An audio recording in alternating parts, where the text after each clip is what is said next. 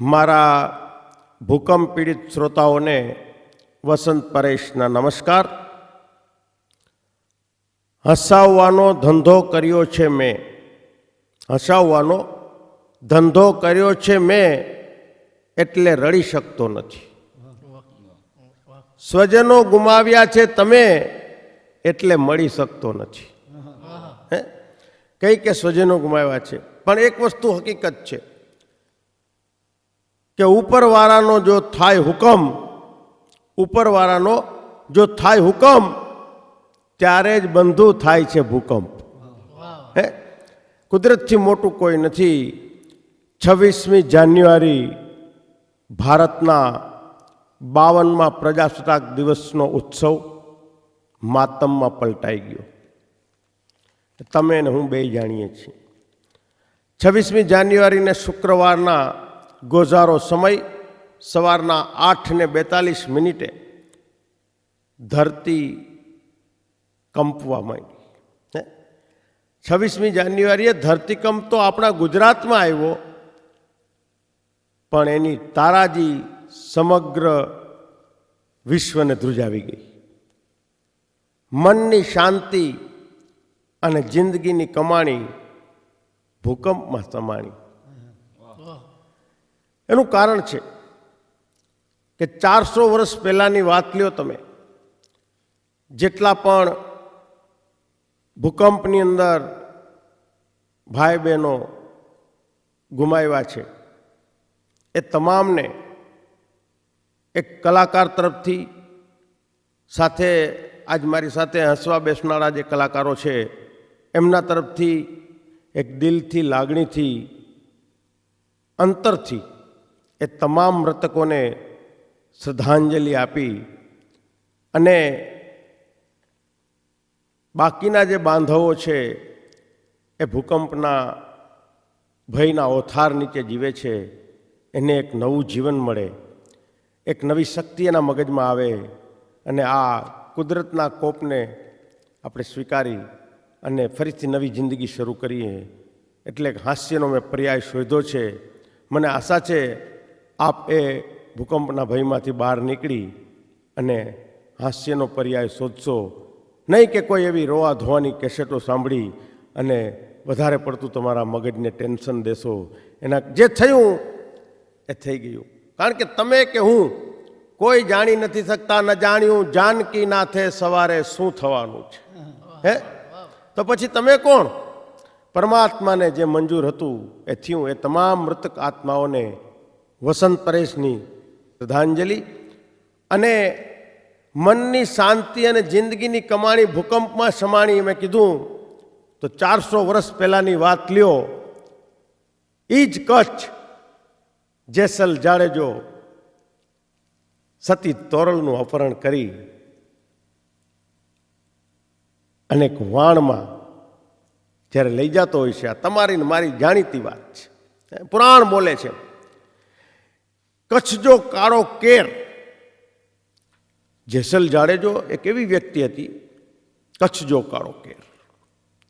એ જ્યારે સતી તોરલને લઈ અને વાણમાં નીકળો હશે, ભલા એ પ્રસંગ તો જુઓ તમે. ત્યાંથી જેસલ જેવો જેસલ જ્યારે દરિયામાં તોફાન ઉપડ્યું ને ત્યારે સતી તોરલને કહે છે કે મને બચાવી લ્યો. ત્યાં તોરલ શું કહે છે કે તારા પાપ છે ને એનું પ્રાયશ્ચિત કર તો આ તોફાન સમે. તારા પાપનું આ સતી કહી શક્યો. હિન્દુસ્તાનની ધરતી ઉપર આવી સતીઓ થઈ છે કે તારા પાપનું પ્રાયશ્ચિત કર તો તોફાન સમી શકે. અને એ જેસલ જેવો જેસલ એક એક પછી એક એક પોતાના પાપનું પ્રાયશ્ચિત કરતો ગયો અને દરિયો શાંત થતો ગયો અને જેસલ બચી ગયો. કે પાપ તારું પ્રકાશ જાડેજા, ધર્મ તારો સંભાળ, તારી બેલડીને બુડવા નહીં દઉં, એમ તોરલ કહે છે. આવી જે આપણી ધરા છે, ત્યાં આજે કુદરતે કોપ નાખ્યો. તમામ મૃતાત્માકોને શ્રદ્ધાંજલિ આપી અને એક નાનકડા કલાકાર તરીકે એક નાનકડો હાસ્યનો પ્રયાસ કરું છું. મને આશા છે તમને કદાચ ગમશે. કાર્યક્રમની શરૂઆત મારે તો કોઈને હસાવવા હોય એટલે એક જ રસ્તો છે, એ મારો ધીરુ. જોયું તમે, એનું નામ લ્યો તો મારા ગોટો વળી જાય. બોલો. હા, મને કેટલા તો પોસ્ટકાર્ડ આવ્યા છે, મને કે ધીરુ છે કોણ? મેં કીધું ઈ કહું તો મારો બાપ મરે.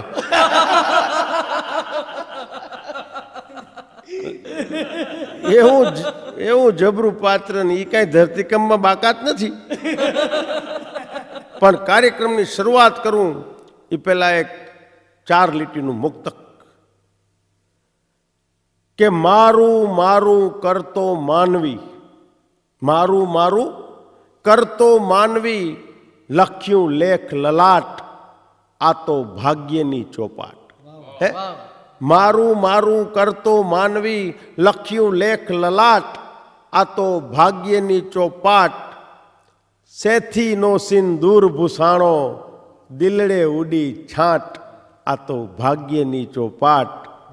સેથીનો સિંદૂરો, માફ કરજો મિત્રો, સેથીનો સિંદૂર ભૂસાણો, દિલડે ઉડી છાંટ, આ તો ભાગ્યની ચોપાટ. જન્મથી મુઠ્ઠી બંધ રાખીને, જન્મથી મુઠ્ઠી બંધ રાખીને છુપાવી એક વાત, આ તો ભાગ્યની ચોપાટ. ભાગ્યમાં જે કાંઈ હતું એ બની ગયું, પણ હવે એ તમે જુઓ ભાઈ, 26મી જાન્યુઆરી પછી 8:42 આ પ્રસંગ બન્યો ને પછી સૌથી પહેલા મને એમ થયું કે ધીરુને મળું. હાથે કામ પડતા મૂકીને હું ઉપડો ધીરુના ઘરે. તો ધીરુ તાળું મારતો હતો ઘરને. મેં કીધું ધીરુ શું થયું? મને કે વસંતભાઈ 44 સેકન્ડમાં દૂચા કાઢી નાખ્યા. મેં કીધું આ તાળું બંધ કરીને ક્યાં જાય? તમને સાંભળ તો ખરા, પેલા તાળું તો બંધ કરવા દો યાર. આપણું ગ્રાઉન્ડ ફ્લોરનું મકાન છે એટલે તાળું મારવાનું છે, બાકી તો બધાના ખુલ્લા જ પડ્યા છે.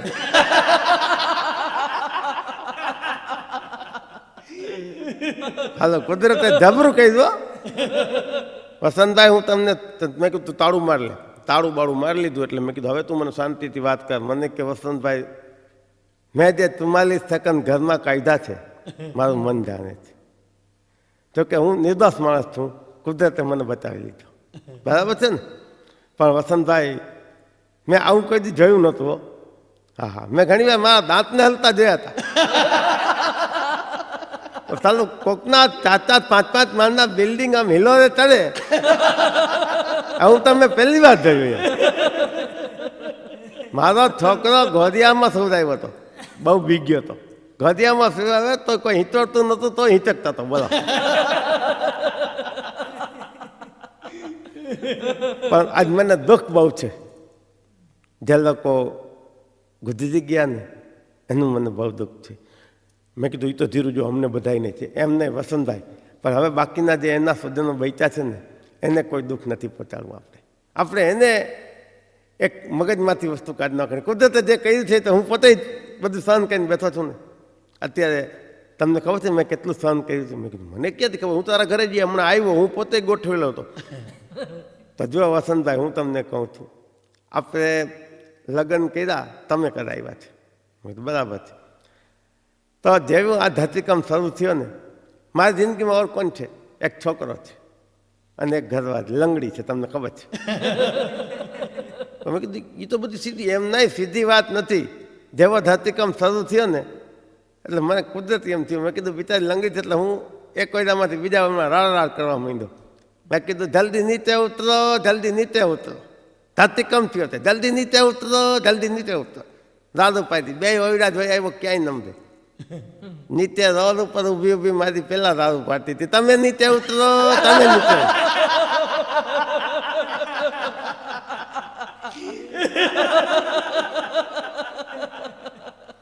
આપણને કેટલું દુઃખ થાય કે પગ નથી, લંગડી છે, મારી પેલા નીચે પહોંચી ગઈ. બોલો.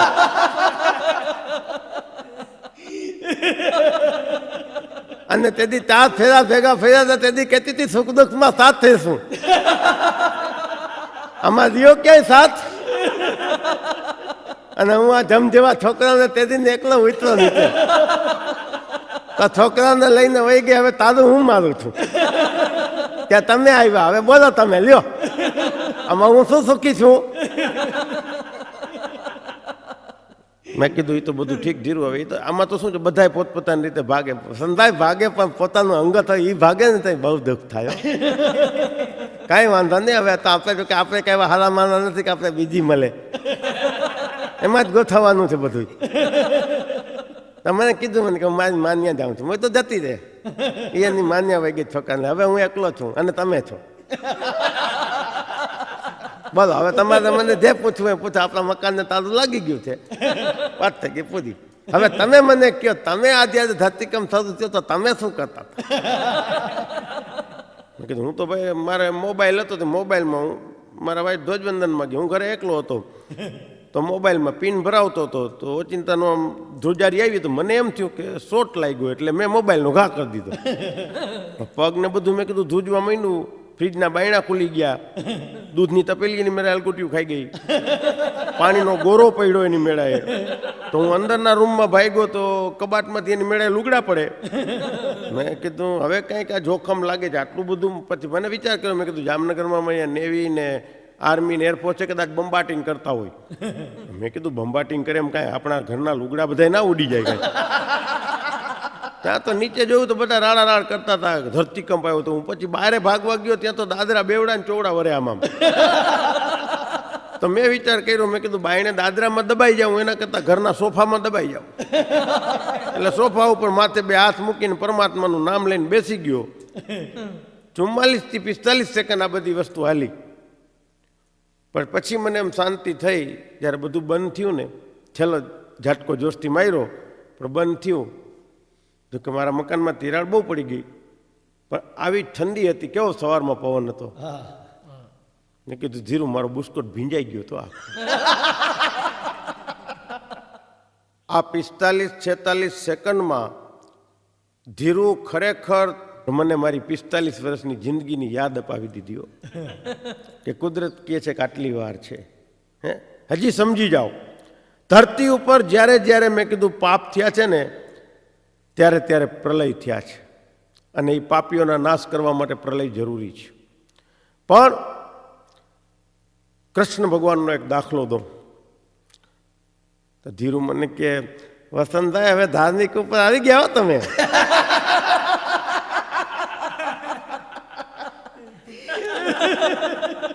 એટલે મેં કીધું ધીરુ ભગવાનને તો યાદ, એ બધું હવે અત્યારે બોલો છો ભગવાનને યાદ કરવા જોઈએ. હાલો મારી સાથે. આ તમને કહી દઉં, જામનગર આપણે તો કાંઈ નથી વસંતભાઈ. બાકી ભુજમાં ને ભરતમાં ને અંજારમાં ને બહુ તકલીફ પડી ભાઈ.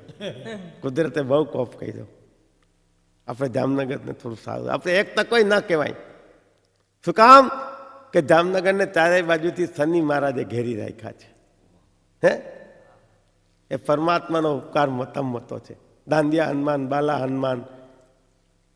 તમે વિક્ટોરિયા પુલથી આવો તો તમારી સામે ઊભા હનુમાન જે ક્યાંય નથી જામનગરમાં છે. આ બાજુ ફુલિયા હનુમાન. આ શનિ મહારાજે જામનગરને બતાવ્યું છે.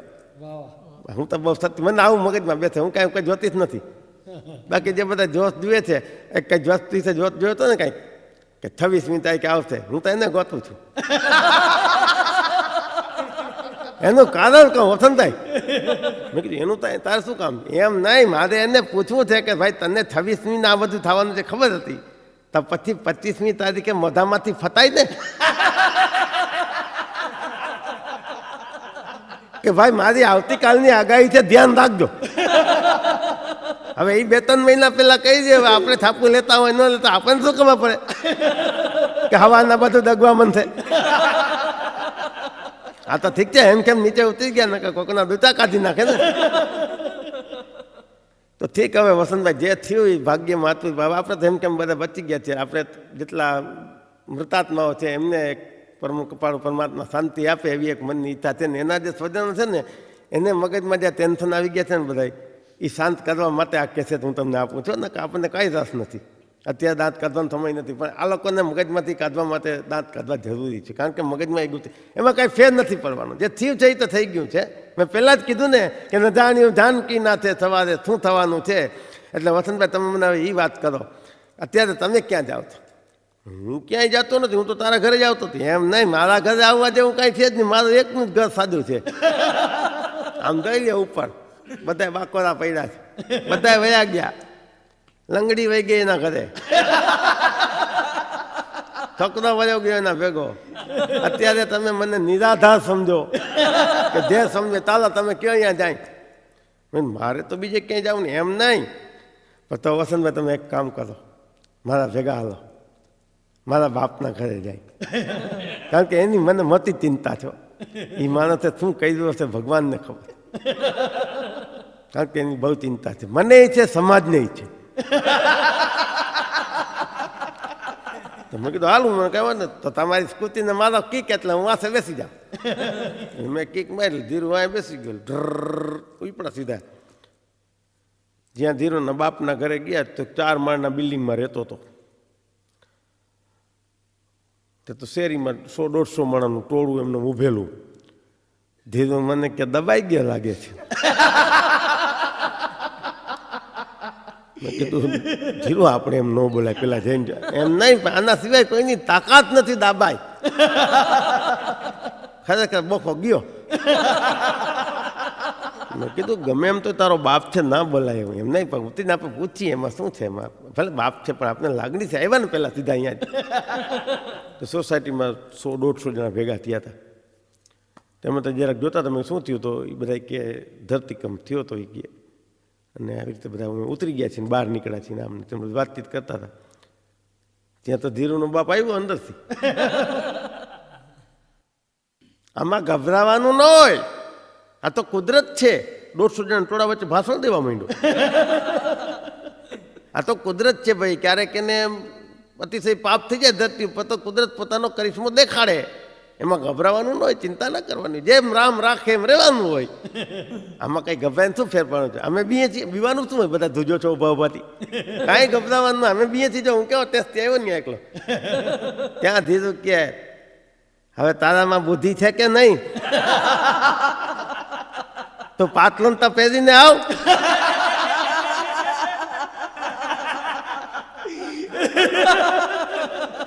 પાછો બોલો, પાછા દુનિયાને કે છે બીવાય નહીં ને ગભરાવાય નહીં, તું આમ તેમ થાય લાવ એમ ને.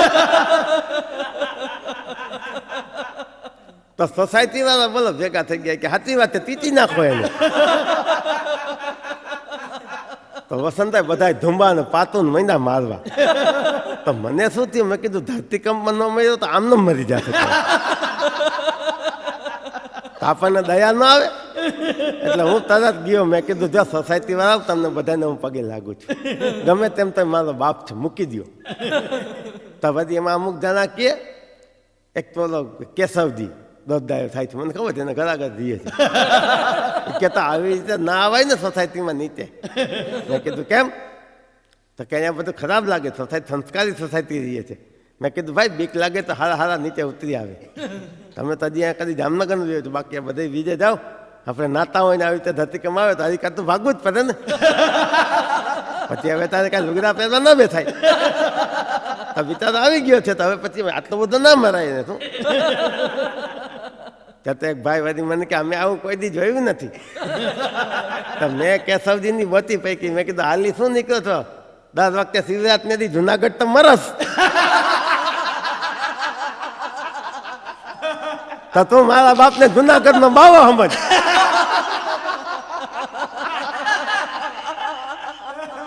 તો આખી સોસાયટીએ કીધું કે એ બરાબર છે, મૂકી દો આને. મેં છોડાવી લીધો, બસમાં લઈ આવ્યો ધીરું. મને કે રાખો મારા બાપ છે, હાચવજો. હું ક્યાં હાચવું? તો જોયે ને વસંત, મેં તમને કીધું હતું કે ઘરે જાશું એટલે કાંઈક નવું થશે. આ થયું ને. તો મેં મારા બાપને શું કીધું કે હવે તો શાંતિ રાખજો ને, હવે ચિંતા ન કરતું, તારા ઘરમાં અમે 2 જણા થઈને મૂકી આવ્યા. ખેતીમાં સુવડાવી દીધું. હું તારા લુગડા ગોતીને પહેરી લેજે. બરાબર આવી રીતે હરિયાપતિ તો એનો બાપ કહે, વસંતભાઈ બીક તો બધાને લાગે ને, તો હું દોડતો આવી ગયો. ભલે હવે એ બધું ભૂલી જાઓ. મેં કીધું હવે બધું હંકેલો કરી લીધો ને મેં, હવે તમે શાંતિથી અહીંયા રહ્યો છું. મેં કીધું ધીરુ હવે તું હાલ. ધીરુ મને કહે, વસંતભાઈ મારા સસાને જવું પડશે થોડીક વાર. એનું કાંચો ઘરવાળી છોકરાને બધાને લઈને ત્યાં વહી ગઈ છે, કારણ કે એનું શું છે બેથાઘાતનું મકાન છે. મારો સસરો બેથાઘાતનો, એનું મકાન બેથાઘાત.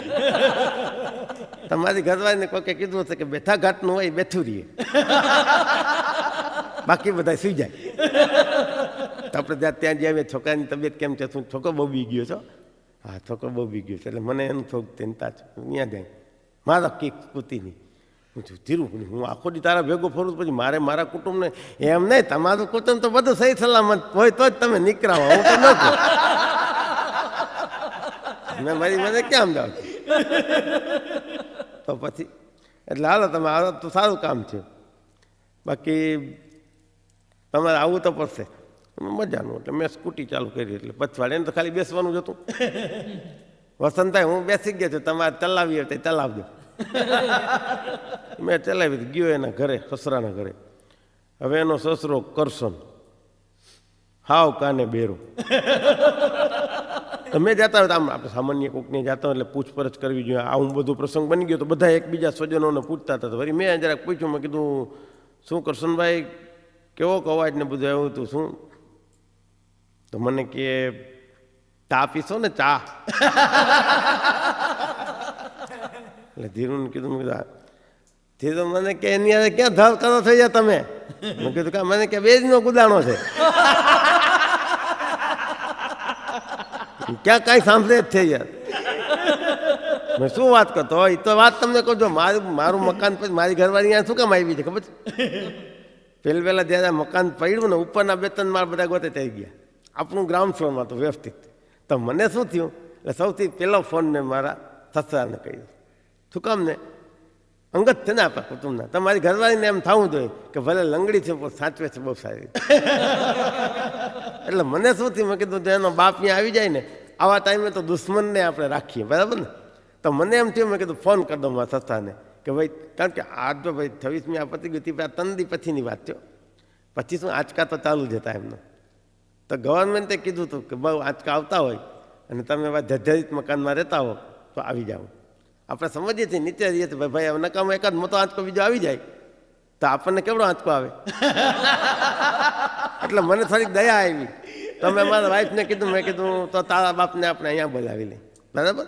તો મેં ફોન કર્યો ને મેં ફોનમાં એને ખાલી એમ કીધું કે બહુ આંચકા આવતા હોય તો અહીંયા આવતા રહી, અહીંયા કંઈ ચિંતા જેવું નથી. તો એ બે તો મને ફોનમાં કહે કે ઘઉંના બાચકા લઈને હું અહીંયા ન આવું.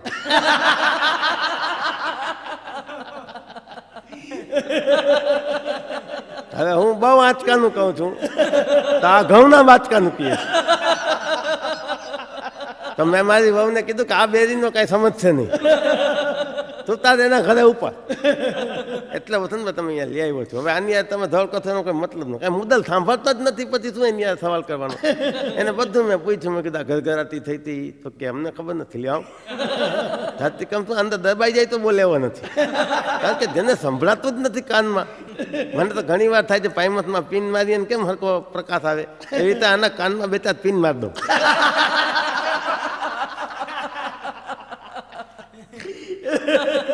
હું કેટલો દુઃખી માણસ છે વિચાર કરો, જેનો સસરો એનું ન સાંભળતો હોય, એ માણસનું દુઃખ કેટલું. ચાલો હવે અહીંયા તો ઘરવાળીને બધું બરાબર છે, છોકરો રમે છે એકલા, ત્યાં કંઈ ચિંતા જેમ થાય. મેં પૂછી લીધું એને કે બરાબર છો? તો કે તમે તમારા વસંતભાઈ ભેગા જાઓ. મેં કીધું મારા ભેગું હવે ક્યાં? એમ નહીં, તમારે થોડું એમાં હું થોડો ઘર જમાઈ છું ત્યાં રહીશ. હું તો મારા ઘરે જ રહેવાનો ભાઈ.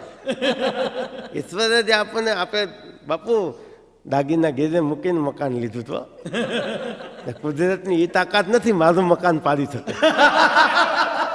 વસંતભાઈ હું તો અહીંયા જ છુઈશ.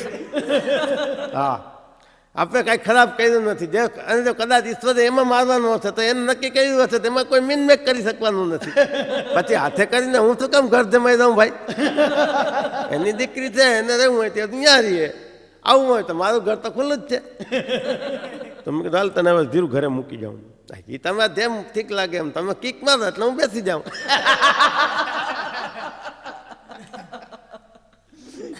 અમે કિક મારીને જ્યાં જતા હતા ત્યાં અમારે તો પાછું એવું બધું જડી જાય ને, જવાઈ ચોક ત્યાં જ્યાં નીકળતા હતા ત્યાં નરભેરામ હામાં જડ્યા. શું વસંત કઈ બાજુ? મેં કીધું ધીરુને મૂકવા. ત્યાં તો ધીરુ ઠેક મને ઉતરી ગયા. અરે નરભેરામ કઈક નુકસાનની વાત તો કર યાર. બધા કે છે અમારે હાથ ઉતરી ગયું, આમ તૈડ પડી ગઈ, ઓલું પડી ગયું. તમારે ક્યાં ક્યાં તૈડું પડી?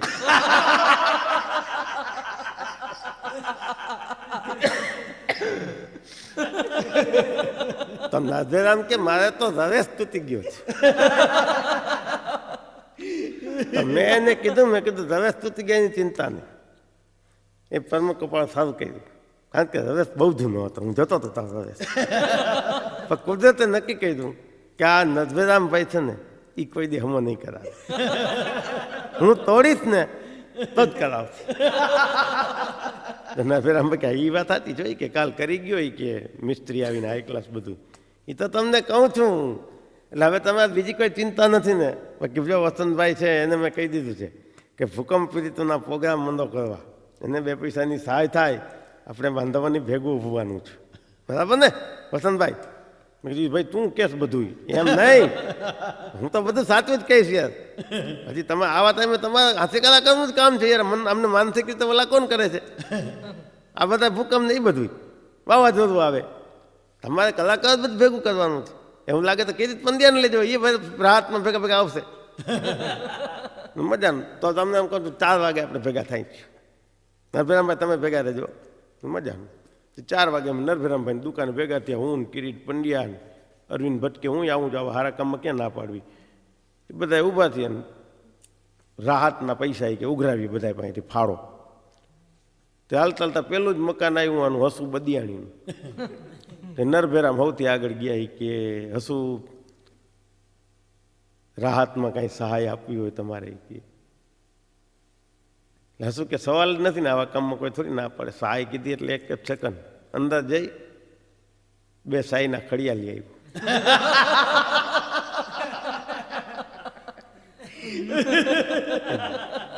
ધીરે રાડ પડી કે હાથે શું લઈ આવ્યો?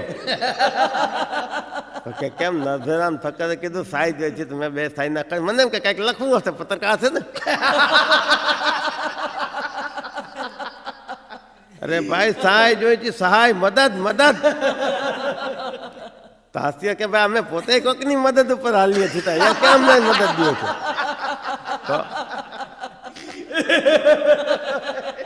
એટલે પેલા ઘરે જ આવા દખો થયો ને પછી વિચાર માંદી ભાઈ તો બધા મોટા મોટા બધું કરશે, આપણું એમાં કામ નહીં. વસંતભાઈ પણ એક તમને કહી દઉં, આ નરભેરામાં આવ્યા છે એને મજા આવી જશે. નરભેરામ કે શું ધીરું તે કાંઈ નવું જોયું? અરે નરભેરામ તમને ખબર નથી, માણસોને જો હું તો બહુ સાચી વાત કરું માણસ છું. બહુ તમને ગમે તો ભલે, ન ગમે તો કાંઈ નહીં. વસંતભાઈ વર્ષોથી કહે છે કે ધીરેના દિલમાંથી નીકળેલી વાત છે ને સાચી હોય. એટલે મેં વળી કીધું ધીરું તું કે જે હોય તે મનમાં. તો ધીરું કે જો વસંતભાઈ, દુનિયા માને કે ન માને, પણ હંમેશા જય ધરતી ઉપર પાપ વધી જાય છે ને ત્યાં કોઈક યુગ પુરુષ જન્મ લે છે. આ હકીકત છે, સત્ય. જો કૃષ્ણ ભગવાન જન્મ્યા હતા ને ત્યાં પ્રલય થયો હતો. કેટલા ગામના ગામ તણાઈ ગયા. તમે જો આપણા શાસ્ત્રમાં લખ્યું નંદ બાવા ટોપલામાં લઈને જતો હતો આટલા પાણીમાં. મને થોડુંક ચિંતામાં નાખી દીધું. મેં કીધું હારો છે તો સાચો. મેં કીધું ધીરે તારી વાત તો હાથી જ હોય યાર, મને કોઈ ગણકારતું નથી યાર.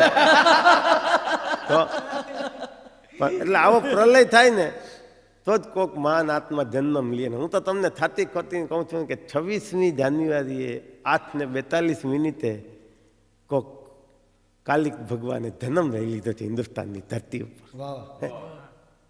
એટલે જે થયું ભલે એને થોડુંક નુકસાન કર્યું, મારો એક આત્મા આમ કહે છે કે આવું કાંઈક હોવું જોઈએ. એનું કારણ તમને કહું, જો ભગવાન છે ને આપણે એની વાહે બહુ પડ્યા છે. તમને સાચું કહું, આપણે ક્યાંય ભગવાનની વાહે પડ્યા? વસંતભાઈ તમને ખબર નથી, તમે સીધા છો, હું સીધો છું એવું નથી. હે કેટલા આદોડીના ભેગા થયા છે. હા હું તમને સાચું કહું છું. તમે જુઓ, હું તમને સાચી વાત કરું ને તો તમે માનજો. એનું કારણ શું છે કે ભગવાન દરેકને પોતપોતાની રીતે બરાબર રાખે છે. તમને વ્યવસ્થિત બનાવ્યા, મને બનાવ્યો, પછી આપણે એને બનાવવા માંડીએ છીએ ને ત્યાં ભગવાનને વાંધો છે. એ વાત હું બી સાઈડમાં કરું છું. તમને કહી દઉં, આ કેસેટની બી સાઈડમાં તમે સાંભળજો એ વાત. તમે એમ કહેશો કે ના ધીર્ય બરાબર છે,